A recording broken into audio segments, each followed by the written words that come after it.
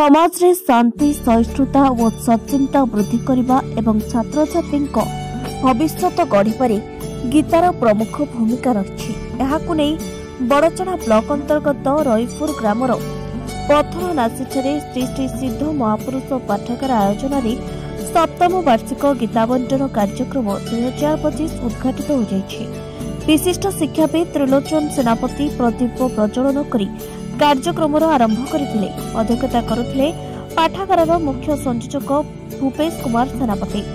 सभारे मुख्य अतिथि भाव महंत पंडित उपेन्द्रनाथ, मुख्य वक्ता भाव विरूपा महाविद्यालय पदार्थ विज्ञान विभागाध्यक्ष डॉक्टर अटल बिहारी पंडा, सम्मानित अतिथि पंडित रंजन कुमार नंद, विशिष्ट अतिथि बाईधर जेना प्रतिष्ठाता ब्राइट फ्यूचर एकेडमी एवं सम्मानित वक्ता नाट्यकार रंजन कुमार परिड़ा जोग देथिले।